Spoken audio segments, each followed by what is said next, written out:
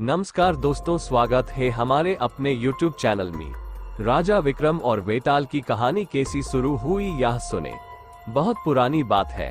धारा नगरी में गंधर्व सेन नाम का एक राजा राज करते थे। उसके 4 रानियां थीं। उनके 6 लड़के थे जो सब के सब बड़े ही चतुर और बलवान थे। संयोग से एक दिन राजा की मृत्यु हो गई और उनकी जगह उनका बड़ा बेटा शंख गद्दी पर बैठा। उसने कुछ दिन राज किया, लेकिन छोटे भाई विक्रम ने उसे मार डाला और स्वयं राजा बन बैठा। उसका राज्य दिनों दिन बढ़ता गया और वह सारे जम्बूद्वीप का राजा बन बैठा। एक दिन उसके मन में आया कि उसे घूमकर सैर करनी चाहिए और जिन देशों के नाम उसने सुने हैं उन्हें देखना चाहिए। सो वह गद्दी अपने छोटे भाई भर्तृहरि को सौंपकर योगी बनकर राज्य से निकल पड़ा।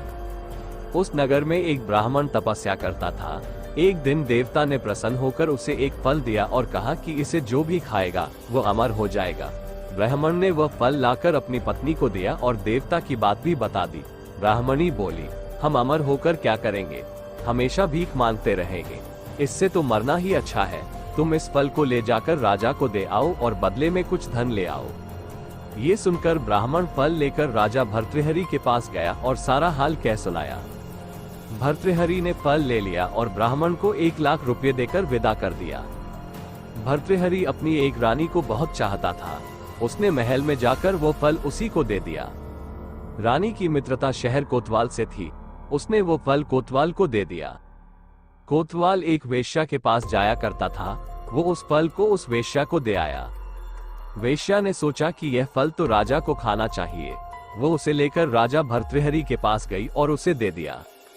भर्तृहरि ने उसे बहुत सा धन दिया, लेकिन जब उसने फल को अच्छी तरह से देखा तो पहचान लिया। उसे बड़ी चोट लगी, पर उसने किसी से कुछ कहा नहीं। उसने महल में जाकर रानी से पूछा कि तुमने उस फल का क्या किया। रानी ने कहा, मैंने उसे खा लिया। राजा ने वह फल निकालकर दिखा दिया। रानी घबरा गई और उसने सारी बात सच सच कह दी। भर्तृहरि ने पता लगाया तो उसे पूरी बात ठीक ठीक मालूम हो गई। वो बहुत दुखी हुआ। उसने सोचा, ये दुनिया माया जाल है, इसमें अपना कोई नहीं। वो फल लेकर बाहर आया और उसे धुलवाकर स्वयं खा लिया।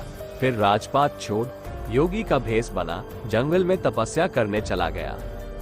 भर्तृहरि के जंगल में चले जाने से विक्रम की गद्दी सूनी हो गई। जब राजा इंद्र को ये समाचार मिला तो उन्होंने एक देव को धारा नगरी की रखवाली के लिए भेज दिया। वह रात दिन वहीं रहने लगा। भर्तृहरि के राजपाट छोड़कर वन में चले जाने की बात विक्रम को मालूम हुई तो वह लौटकर अपने देश में आया। आधी रात का समय था। जब वह नगर में घुसने लगा तो देव ने उसे रोका। राजा ने कहा, मैं विक्रम हूँ, यह मेरा राज है, तुम रोकने वाले कौन होते?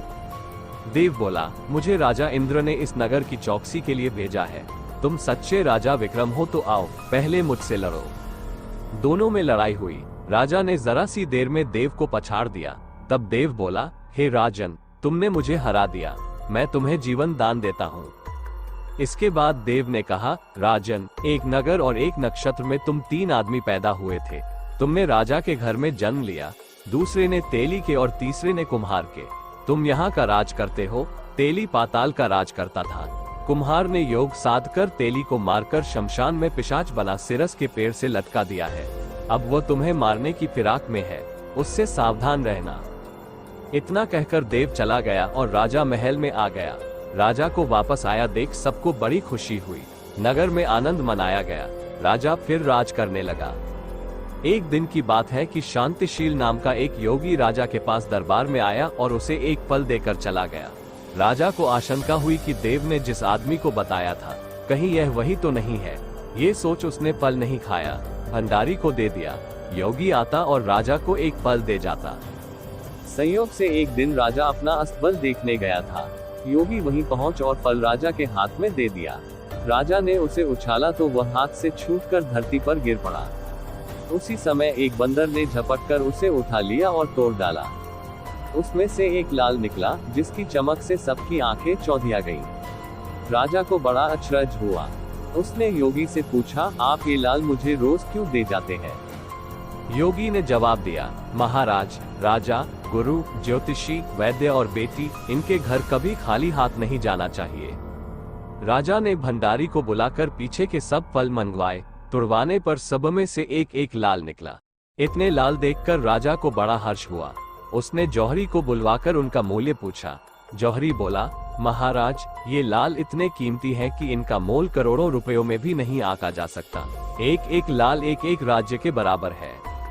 ये सुनकर राजा योगी का हाथ पकड़कर गद्दी पर ले गया। बोला, योगी राज, आप सुनी हुई बुरी बातें दूसरों के सामने नहीं कही जाती। राजा उसे अकेले में ले गया। वहां जाकर योगी ने कहा, महाराज, बात यह है कि गोदावरी नदी के किनारे मसान में मैं एक मंत्र सिद्ध कर रहा हूँ। उसके सिद्ध हो जाने पर मेरा मनोरथ पूरा हो जाएगा। तुम एक रात मेरे पास रहोगे तो मंत्र सिद्ध हो जाएगा।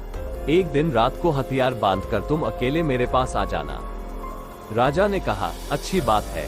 इसके उपरांत योगी दिन और समय बताकर अपने मठ में चला गया। वो दिन आने पर राजा अकेला वहां पहुंचा। योगी ने उसे अपने पास बैठा लिया।